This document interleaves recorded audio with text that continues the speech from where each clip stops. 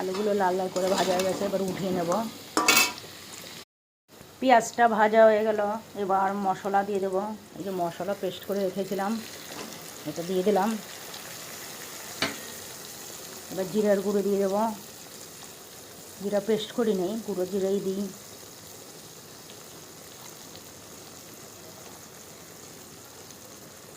4 চামচ দিয়ে দিলাম পরিমাণ মতো, দিয়ে এবার কষিয়ে নেব।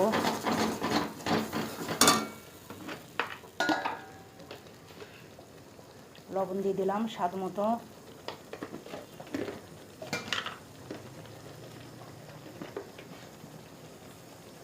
পরিমাণ মতো হলুদ।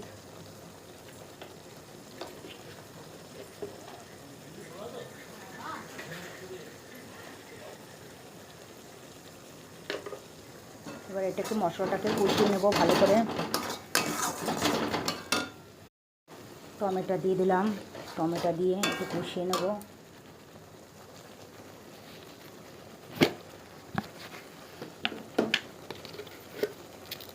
একটুখানি চিনি দিয়ে দেবো স্বাদ হওয়ার জন্যে।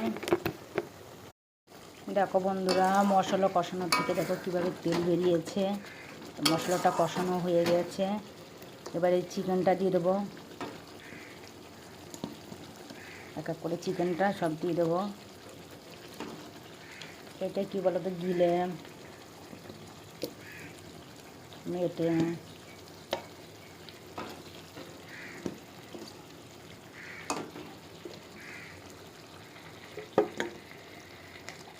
এবার এটাকে কষিয়ে নেব ভালো করে।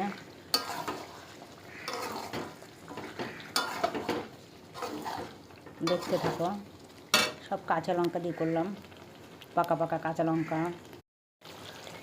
মাংসটা কষানো হয়ে গেল, দেখো কত সুন্দর মাংস থেকে তেল বেরিয়েছে। এবার জল দিয়ে দেবো।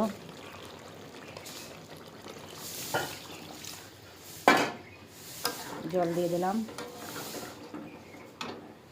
এবারে ভেজে রেখেছিলাম আলুটা দিয়ে দেবো।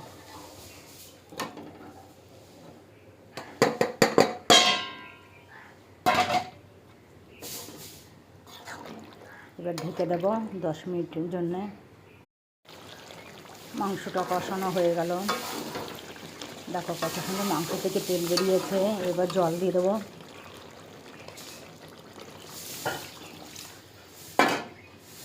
জল দিয়ে দিলাম। এবারে ভেজে রেখেছিলাম আলুটা দিয়ে দেবো।